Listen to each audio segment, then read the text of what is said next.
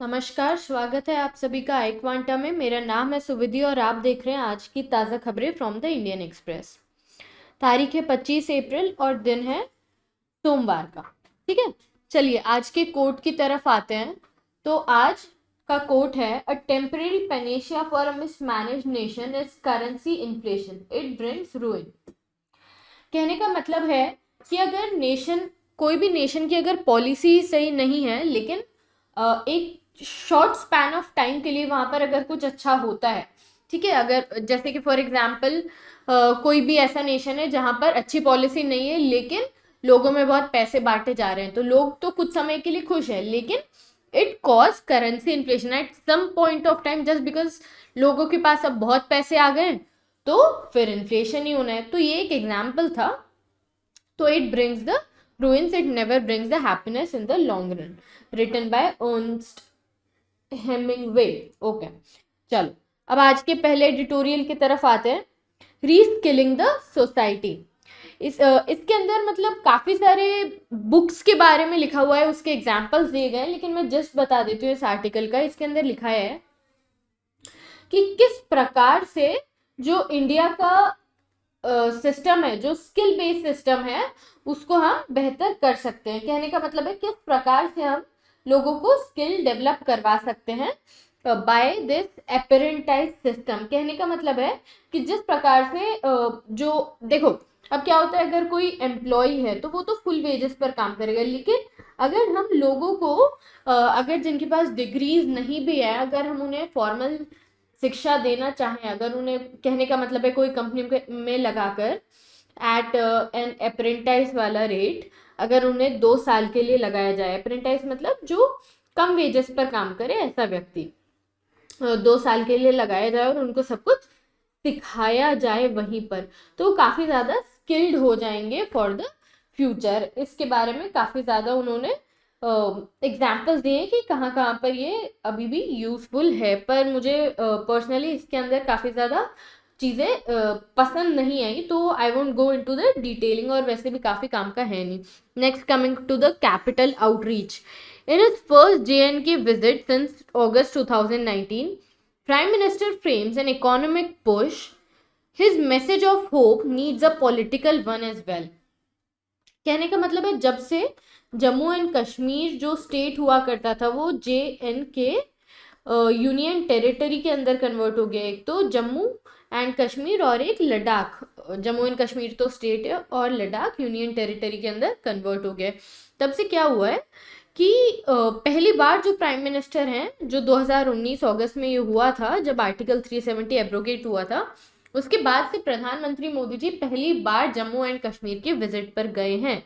तो definitely visit काफ़ी ज़्यादा इम्पॉर्टेंट है for the historical and for the future perspective both. Historical perspective मतलब जो 2019 में हो गया, अब वहाँ पर जनता का किस प्रकार से आउटरीच है फॉर द इंडियन गवर्नमेंट और किस प्रकार से वो उसके बारे में सोचते हैं, ये भी जानना ज़रूरी है। और दूसरी चीज़, किस प्रकार से JNK का फ्यूचर डेवलपमेंट होगा। देखिए, हम सभी ये वाली बात जानते हैं कि क्योंकि JNK अभी यूनियन टेरिटरी बन चुका है, तो लद्दाख और जम्मू एंड कश्मीर दो, तो काफ़ी ज़्यादा सेंटर का जो पैसा है वो यहाँ पर जाता है, लेकिन वहाँ पर इतना सारा डेवलपमेंट नहीं हो पा रहा है, क्योंकि मोस्टली सारा पैसा किधर जा रहा है, एक तो सिक्योरिटी पर्पस में जा रहा है और दूसरी चीज़ें बेहतरी के अंदर जा रहे हैं, लोगों को मतलब बांटने में ज़्यादा जा रहा है rather than putting out the jobs for them. तो प्राइम मिनिस्टर ने जब ये जम्मू एंड कश्मीर का विजिट किया, तब उन्होंने बोला कि किस प्रकार से, क्योंकि उस दिन पंचायती राज दिवस भी था, तो किस प्रकार से पंचायत जो है वो रियल इंजन ऑफ गवर्नेंस है। कहने का मतलब है ग्रास रूट से कोई भी स्टेट को अगर फॉर्म करता है तो वो पंचायत ही होते हैं। जैसे कि गांधी जी कहते थे कि बॉटम टू अप अप्रोच रखना चाहिए, और बॉटम में क्या होना चाहिए, पंचायत। अगर आपको याद हो तो ग्राम सभा जो स्मॉलेस्ट में जो फर्स्ट यूनिट होती है पंचायत की भी, उसके अंदर हर मेंबर पार्टिसिपेट करता है ऑफ दैट पर्टिकुलर विलेज। ठीक है, तो the panchayat are real engine of governance, ऐसा कहा प्राइम मिनिस्टर नरेंद्र मोदी जी ने। उसके बाद उन्होंने कहा कि किस प्रकार से जम्मू एंड कश्मीर का डेवलपमेंट किया जा सकता है। तो उन्होंने कहा कि उन्होंने यूथ को संबोधित करते हुए कहा कि जो इनजस्टिस आपके पापा या दादाजी ने सहा है, वो इनजस्टिस आपको अब नहीं सहना होगा। आप फ्यूचर हैं पूरे स्टेट के और देश के भी, तो काफ़ी ज़्यादा जो काम है यूथ को देखकर किया जाएगा, जैसे कि जॉब्स, एम्प्लॉयमेंट, इंफ्रास्ट्रक्चर, ताकि वहाँ के यूथ बेटर एम्प्लॉयमेंट अपॉर्चुनिटी पा सकें। उसके बाद सेकंड ऑब्जेक्टिव था कि इन्वेस्टमेंट अनाउंस करना कि पहले तो ये कि 20,000 करोड़ रुपीज़ का इन्वेस्टमेंट जो है अभी और ज़्यादा होने वाला है जम्मू एंड कश्मीर में। दूसरी चीज़ जो सेकंड ऑब्जेक्टिव था वो ये अनाउंस करना था कि किस प्रकार से यूनाइटेड अरब एमिरेट्स और इसराइल जो है यहाँ पर इन्वेस्टमेंट करने वाले हैं, कहाँ पर, कश्मीर में। अब देखिए ये चीज़ इतनी इंपॉर्टेंट क्यों हो जाती है। सबसे पहला तो ये कि यूएई जो था वो अगेंस्ट में हुआ करता था कश्मीर के, मतलब ऐसा नहीं कि वो इंडिया के अगेंस्ट में होता था, लेकिन वो पाकिस्तान के फेवर में हुआ करता था। पाकिस्तान बोलता था यूएई को बिगर ब्रदर, कि हमारे एल्डर ब्रदर है, चलो ठीक है हमारे साथ है। अब अगर यूएई ही कश्मीर के अंदर इन्वेस्टमेंट करेगी तो it is such a big blow to Pakistani government, ठीक है। तो कहने का मतलब है कि ऐसा नहीं है कि अब जियोपॉलिटिक्स के अंदर जो समीकरण पहले चल रहे थे वही के वही अभी चल रहे हैं, नहीं, द थिंग्स आर चेंजिंग। जिस प्रकार से यूएई ने इसराइल के साथ भी अब डिप्लोमेटिक रिलेशंस बनाए जो हमेशा से उसके अपोज में था, वैसे ही जो कश्मीर को अपोज करते थे विद इंडिया, उन्होंने भी अब कश्मीर के अंदर इन्वेस्टमेंट करने की बात की है in this Modi governments campaign of नया कश्मीर, ठीक है। तो ये कश्मीर के भी लोगों के लिए और जो इंडियन और कश्मीरी डायस्पोरा है बाहर, उनके लिए भी एक मैसेज है कि किस प्रकार से अब वर्ल्ड कम्युनिटी भी कश्मीर को in the favour of India support करने लग रही है। नेक्स्ट आर्टिकल है अ कॉस्ट टू पे, ठीक है। तो जो करंट इन्फ्लेशन है it is driven by the supply shortages caused by Covid and Ukraine Russia war and the RBI has few options to reverse the course. अब ऐसा क्यों कहा जा रहा है, देखिए अभी जैसा हम जानते हैं कि 12 to 14% इन्फ्लेशन जा चुका है। तो अब ये जो इन्फ्लेशन है ये इस वजह से नहीं है कि डिमांड बहुत ज़्यादा है या डिमांड के ज़्यादा होने की वजह से पैसा लोगों के पास क्योंकि बहुत ज़्यादा हो गया इसलिए ऐसा। पहली चीज़ तो ये कि पैसा नहीं है लोगों के पास। दूसरी चीज़ ये है कि डिमांड भी नहीं है इतनी, लेकिन तब भी जो है इन्फ्लेशन वो बढ़ा ही जा रहा है। तो ऐसा क्यों हो रहा है, देखिए ये जो इस टाइप का इन्फ्लेशन होता है, अगर अपन ने याद हो तो 1970s के टाइम पर भी एक बार हुआ था। देखिए हुआ क्या है इधर कि जो डिमांड है वो तो नहीं बढ़ रही है, लेकिन जो सप्लाई चेन है, मतलब वो ही चीज़ जो बनती थी उसकी जो सप्लाई चेन है वो काफ़ी ज़्यादा डिसरप्ट हो गई है, मतलब चीज़ें आ ही नहीं पा रही है उस चीज़ को बनने के लिए। तो डिमांड तो कम ही, लेकिन जितनी डिमांड है वो भी पूर्ति नहीं हो पा रही है। क्यों, क्योंकि सबसे पहले तो सप्लाई चेन डिसरप्ट हो गई थी ड्यू टू कोविड। सेकेंड, अभी जो चाइना जो रशिया और यूक्रेन का वॉर चल रहा है उस वजह से। तो पहले तो क्या होता था कि हम ऐसा सोचते थे कि इन्फ्लेशन बढ़ा है मतलब हो सकता है कि डिमांड काफ़ी ज़्यादा है, वेजेस भी ज़्यादा मिल रही हैं, ठीक है। वेजेस ज़्यादा मिलने की वजह से लोगों के पास पैसा ज़्यादा है, तो उस वजह से डिमांड बढ़ रही है। तो कॉस्ट, तो लोग जो होते थे वर्कर्स भी ज़्यादा हायर करते थे, वेजेस भी बढ़ाते थे, और कॉस्ट जो थी दूसरे इनपुट की वो भी बढ़ाते थे, ठीक है, उस प्रकार के इन्फ्लेशन को कर्व करने के लिए या डिमांड सप्लाई को पूरी करने के लिए। और उसी टाइम पर क्या होता था, अगर ऐसी डिमांड बढ़ती थी तो आरबीआई जो है वो अपना रेपो रेट बढ़ा देती थी ताकि जो पैसा है बाहर से वापस से पुल कर पाए in the central bank which is RBI, ताकि लोगों के पास पैसा अगर कम होगा तो फिर वो कम डिमांड कर पाएंगे और इन्फ्लेशन काबू में रहेगा। लेकिन ये जो इस बार जो इन्फ्लेशन आया है वो डिमांड पूल्ड है ही नहीं, वो डिमांड की वजह से नहीं है इन्फ्लेशन। पैसा तो ऑलरेडी कम है लोगों के पास, लेकिन तब भी इन्फ्लेशन बढ़ रहा है क्योंकि सप्लाई चेन का डिसरप्शन हो गया है। तो ये कहने की बात है क्योंकि ऑलरेडी सप्लाई शॉक है, तो आरबीआई अगर रेपो रेट बढ़ा देती है, मतलब अगर लेंडिंग कम होती है बैंक से, तो ये तो और ज़्यादा मुश्किल हो गया है कि पहले तो सप्लाई चेन डिसरप्ट हो गई है, और दूसरी चीज़ कि जितने पैसे होते थे, अगर पैसे होते तो शायद दूसरी जगह से थोड़े से महंगे में भी सप्लाई ले सकते थे। अब पैसे भी देना महंगा हो गया है, मतलब बैंक्स ने लेंडिंग का भी रेट बढ़ा दिया है क्योंकि रेपो रेट आरबीआई की तरह बढ़ गया है। तो इस प्रकार से कैसे हम इस प्रकार की इन्फ्लेशन को कर्व कर सकते हैं, ये एडिटर का सवाल है आरबीआई से कि ऐसा कैसे हो सकता है कि मतलब ठंडे पानी को आप और ठंडा कर रहे हो, ये तो कोई सेंस नहीं है ना। कि ऑलरेडी अगर चीजें अगर ऑलरेडी डिमांड कम ही है तो रेपो रेट बढ़ाने का क्या सेंस है, ठीक है। तो इस बारे में मतलब जो 1970s के टाइम पर इन्फ्लेशन आया था उसको, जिसे स्टैगफ्लेशन भी बोलते हैं, उसको ध्यान में रखकर इसकी पॉलिसी को बनाने की जरूरत है। Written by the editor, not my words. Okay, next is a Swiss promise written by Rolf Hegner, which is also an ambassador of Switzerland to India and Bhutan. He says Switzerland remains neutral but committed to ending the Russia-Ukraine conflict. जिस प्रकार से अभी काफी ज्यादा चर्चा में था ये टॉपिक कि स्विट्जरलैंड जो है अपना न्यूट्रल स्टैंड खो रहा है, क्या वो अपनी पॉलिसी शिफ्ट कर रहा है न्यूट्रल से टुवर्ड्स अ पर्टिकुलर साइड। देखो ये बात क्यों आई, क्योंकि जिस प्रकार से स्विट्जरलैंड ने सैंक्शन लगाए थे towards the Russia as well as towards the European Union, तो ऐसा क्यों हुआ था देखिए। तो ये रॉल जी कहते हैं कि दोनों जगह सैंक्शंस लगाने का ये मतलब था कि ऐसा नहीं कि स्विट्जरलैंड बायस्ड है एक तरह से, तो स्विट्जरलैंड मतलब एक तरफ, ऑल्दो स्विट्जरलैंड हमेशा से यही चाहता है कि जो रशिया यूक्रेन का कॉन्फ्लिक्ट है वो खत्म हो जाए।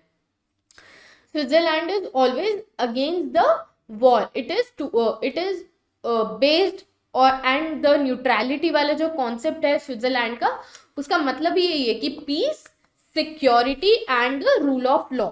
तो हम इन तीनों चीजों को मानते हैं, तो हम हमेशा ये चाहते हैं कि रशिया और यूक्रेन का कॉन्फ्लिक्ट जल्द से जल्द खत्म हो जाए और हम उसकी तरफ काम भी कर रहे हैं। लेकिन हमने दोनों जगह सैंक्शंस इसलिए लगाए हैं ताकि दोनों में से कहीं पर भी जो स्विस मनी है उसका यूज ना हो ट्रांजैक्शन के लिए, क्योंकि जो न्यूट्रल स्टेट होता है उसका मतलब ही ये होता है कि दोनों जो बेलिजरेंट स्टेट्स होते हैं, दोनों जो पार्टीज होती है उनमें से किसी भी पार्टी की तरफ बायस नहीं होना और दोनों को इक्वली देखना in the terms of exploration और of war material, exportation of war material. तो ऐसा नहीं है कि जो स्विट्जरलैंड है वो यूक्रेन का साइड ले रही है या रशिया का साइड ले रही है। ऐसा माना गया था कि जो स्विट्जरलैंड है वो यूक्रेन का साइड लेने लग रही है क्योंकि उन्होंने कंडेम किया था जो बुका मैसेकर वगैरह था उन्हें। तो देखिए क्योंकि वो ह्यूमैनिटेरियन क्राइसिस था इसलिए स्विट्जरलैंड ने कंडेम किया, रशिया का साथ दिया। ऐसा नहीं कि रशिया का साथ दिया, बस जो बिजनेस एज यूजुअल चल रहा था वो चल रहा था। लेकिन जो यूरोपियन यूनियन और जो यूनाइटेड स्टेट्स है उसके जो प्रेशर था उसकी वजह से उन्हें वो भी थोड़ा सा डिक्लाइन करना पड़ा। तो बात यह है कि जो स्विट्जरलैंड है वो हमेशा से दोनों के फेवर में, दोनों के अगेंस्ट में ही नहीं है, क्योंकि उनका न्यूट्रलिटी वाला स्टैंड हमेशा बना हुआ ही रहता है और वो चाहते हैं कि रूल ऑफ लॉ, पीस और सिक्योरिटी रीजन में आए। और स्विट्जरलैंड अगर इसको मिटिगेट करने में हेल्प कर सकता है तो it would be the first one two do that.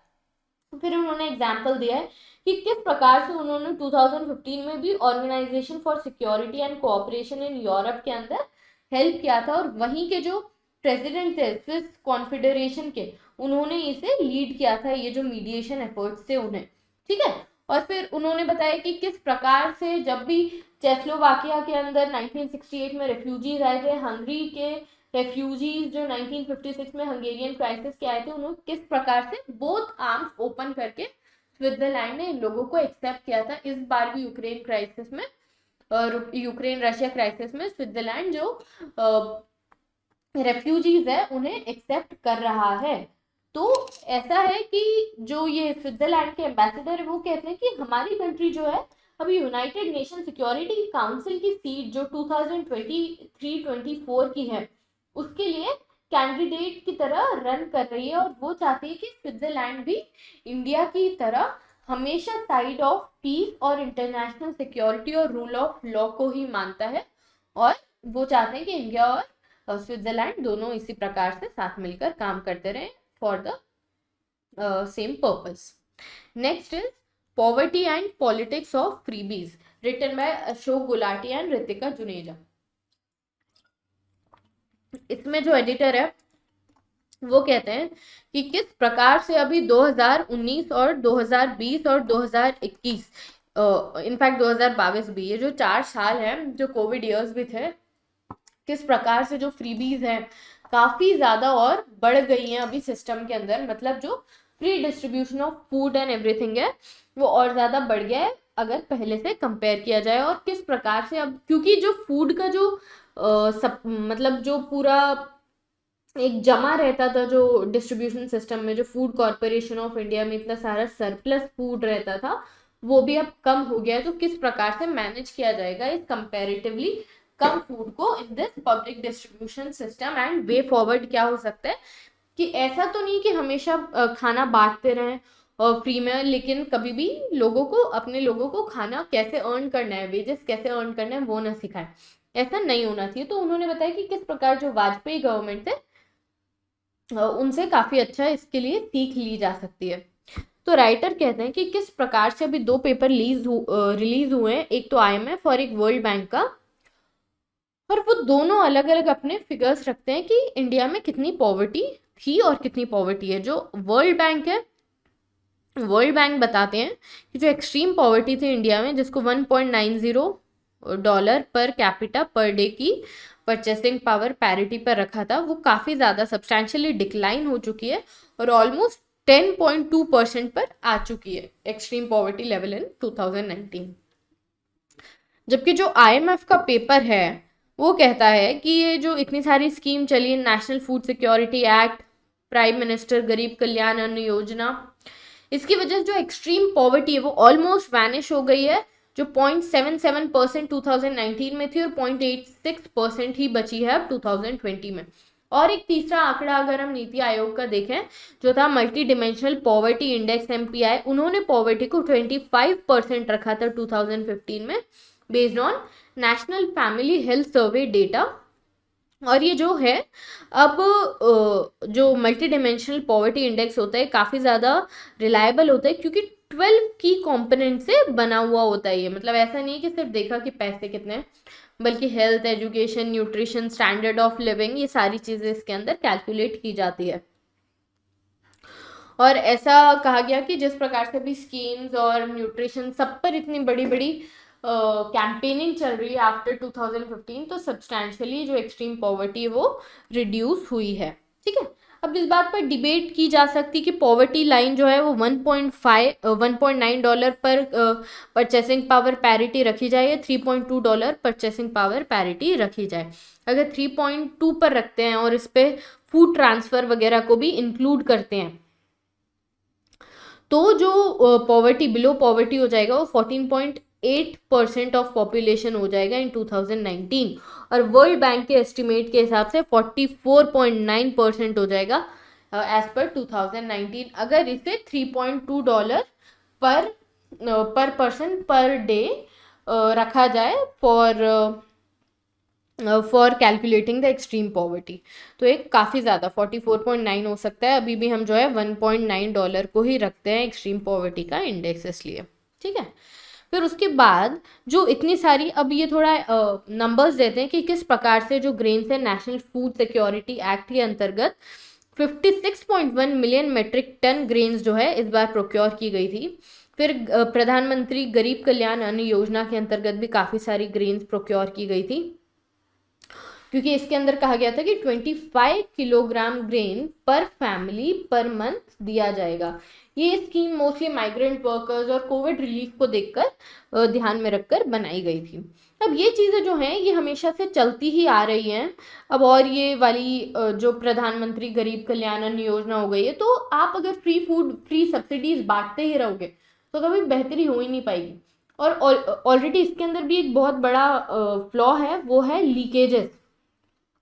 ठीक है, जिस प्रकार से सब्सिडी लीकेज होते ही रहते हैं और उस वजह से फूड जितना जाना चाहिए एक्चुअली वो जाते ही नहीं है जो जिनके पास जाना चाहिए। तो ये चीज़ें किस प्रकार से रोकी जाए।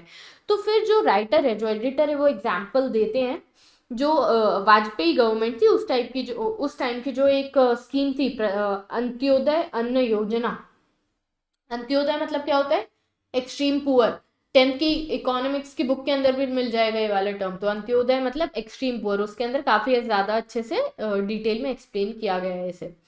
तो क्या होता है, इन लोगों के लिए वाजपेयी जी की गवर्नमेंट ने स्कीम बनाई थी अंत्योदय अन्न योजना, जिसके अंदर उन्होंने ये नहीं कहा था कि फ्री आपको फूड मिलेगा, लेकिन हाईली सब्सिडाइज रेट पर फूड मिलेगा। जैसे कि rice 3 rupees per KG, wheat जो है 2 रुपीज पर केजी, और अगर below poverty line, extreme poverty नहीं लेकिन तब भी अगर आप बिलो पॉवर्टी लाइन है तो 50% जो प्रोक्योरमेंट प्राइस जो भी उसके 50% पर आपको फूड मिलेगा, और अबव पॉवर्टी लाइन को 90% ऑफ प्रोक्योरमेंट पर फूड मिलेगा। तो क्या है कि जो बची हुई चीज है वो तो गवर्नमेंट दे रही है, लेकिन पूरा का पूरा ऐसा नहीं ना कि हजारों करोड़ रुपए सब्सिडी में ही जा रहे हैं, इसी की जो फूड कॉर्पोरेशन ऑफ इंडिया है उसी को देना पड़ रहा है। तो ये जो पैसे बचे हैं ये actually agriculture research and development, rural infrastructure, innovation, इन सबको बढ़ाने में, जॉब क्रिएशन करने में, पॉवर्टी को सब्सटैंशियली रिड्यूस करने में काम आ सकते हैं। तो अब मोदी गवर्नमेंट ये बिटर पिल खा पाती है या नहीं खा पाती है ये देखने की बात होगी, क्योंकि फ्रीबीज जो होते हैं, freebies are just the policies for getting the vote, ठीक है। तो अब आप ये हार्ड स्टेप ले पाते हो नहीं, that depends upon the government. Next is misreading Bhagat Singh, written by mister Ashutosh. इसमें ये कहते हैं कि किस प्रकार से भी आम आदमी पार्टी ने जो अपना पार्टी स्टैंड बदला है, तो इट्स ऑलमोस्ट लाइक वही कि दोगलापंथी, कि पहले जब आपको लग रहा था कि गांधीयन फिलोसफी, जब आप अपनी पार्टी बना ही रहे थे, अन्ना हजारे मूवमेंट जो चल रहा था उस टाइम पर आप गांधी जी को अपना बिल्कुल गांधीयन फिलोसफी फॉलो करते थे, आपने वही भूख हड़ताल की, और गांधी जी जो होते थे मेन होते थे। अब जब पार्टी बदली है, 2015-16 में भी यही था, लेकिन 2019 के इलेक्शंस और उसके बाद से अब जो है आपका भी रुख वही हो गया है कि रिलीजन वाली पॉलिटिक्स। देखो अब जैसे जिस प्रकार से देखा गया कि बहुत सारे जो आप लीडर्स थे उनके घरों पर जो महात्मा गांधी की घरों पर नहीं, उनके ऑफिसेस में जो पहले महात्मा गांधी की फोटो हुआ करती थी उसकी जगह अब भगत सिंह और अंबेडकर जी की फोटो होने लगी, which is not wrong. But the point is कि क्या ये आपकी आइडियोलॉजी है? ये आपकी कोई आइडियोलॉजी ही नहीं है, इसलिए आप बार बार चेंज करते जा रहे हैं, कभी गांधी जी कभी भगत सिंह, क्योंकि आपको समझ में आ गया कि अब गांधीयन फिलोसफी बिकने वाली नहीं है, क्योंकि अब लोग जो है काफी ज्यादा आक्रोशित हो गए। जो एक नॉन वायलेंस और पीस वाला जो मोमेंट था वो मोमेंटम अब नहीं बन पा रहा है, और अब लोग काफी ज्यादा एजिटेटेड हैं, तो उन्हें भगत सिंह की फिलॉसफी पर वोट्स उनसे गेन किए जाएं। तो अगर आप ये भी सोचते हैं तो भी आप ये भूल गए कि भगत सिंह जो थे वो एथीस्ट थे, और भगत सिंह कभी भी जो आप रिलीजन वाली पॉलिटिक्स अभी कर रहे हो उसके लिए कभी भी वो एडवोकेट नहीं करते। जिस प्रकार से देखा गया कि जो चीफ मिनिस्टर ऑफ दिल्ली थे अरविंद केजरीवाल जी, उन्होंने हनुमान चालीसा पढ़ते पढ़ते हनुमान मंदिर गए, जो दिवाली पूजा है काफी सारी जगह पर चैनल की, और मतलब वो अपने आप को एक हिंदू पार्टी अब बताने लगे। तो इस प्रकार से तो आप जो भगत सिंह है उनकी भी आइडियोलॉजी पर नहीं चल रहे हैं, गांधीयन आइडियोलॉजी पर तो वैसे ही नहीं चल रहे हैं। तो ये जो है ऐसा है कि चेंज ऑफ आइडियोलॉजी है या not having any ideology for party है, विच इज नॉट राइट, ठीक है। तो अब ये सारी चीजें ये सारी जो बातें वो आई कहाँ से? देखिए जब जो आम आदमी पार्टी है उन्होंने कंडेम किया और कहा कि जितनी भी गलती थी जहांगीरपुरा वाला जो अभी कम्युनल राइट हुआ था उसमें स्टोन पेल्टर्स की थी, तो ये देखने की बात होगी कि अब अगर जो इतनी बड़ी सी शोभा यात्रा निकली थी उसमें प्रोवोकेटिव स्लोगन्स दिए जा रहे थे बाय द शोभा यात्रा पीपल, फिर उसके बाद वो जो लोग थे वो स्वॉर्ड, नाइफ, पिस्टल वगैरह लेकर जा रहे थे against the Muslim, provocative slogans दे रहे थे। तो ये चीज आपने नहीं देखी, लेकिन सारी गलतियां स्टोन पेल्टर्स की बता दी। तो बस वही चीज हो गई जिस प्रकार भगत सिंह ने अपने एक पेपर में लिखा था कि ऐसा नहीं है कि किसी को भी छोड़ा जा सकता है। अगर आप हिंदू या कोई सिख हो तो सफिशिएंट रीजन है मुस्लिम के पास आपको किल करने के लिए, या फिर मुस्लिम हो आप तो सफिशिएंट रीजन है आपके पास किल करने के लिए हिंदू या किसी सिख को। तो ये वाली जो पॉलिटिक्स है जो अब पॉलिटिकल लीडर्स खेल रहे हैं वो उस टाइम भी वही चल रहा था और अभी भी वही चल रहा था कि दो लोगों को भिड़ाओ, हिंदू और सिख हैं तो उनको मुस्लिम्स के अगेंस्ट एंड वाइस वर्सा। तो ये कहना कि पूरी की पूरी गलती स्टोन पेल्टर्स की थी, विच इज एब्सोल्युटली इनकरेक्ट। तो बस वही बैंटरिंग की बात चल रही कि अगर आम आदमी पार्टी अपनी कोई आइडियोलॉजी नहीं रखती है तो ठीक है, ये भी एक प्रकार की आइडियोलॉजी है, we can call it. Opportunism, ठीक है, which is also right enough. चलिए, तो ये थे आज के आर्टिकल्स। अगर आपको आज के आर्टिकल्स पसंद आए हो और ये वीडियो पसंद आया हो तो इसे लाइक कीजिए, शेयर कीजिए ज़्यादा से ज़्यादा लोगों के बीच, ताकि आपके फ्रेंड्स और फैमिली का भी नॉलेज बढ़ पाए। शेयर कीजिए, सब्सक्राइब कीजिए। मिलते हैं कल इसी समय पर। Thank you, have a nice day. जय हिंद, जय भारत।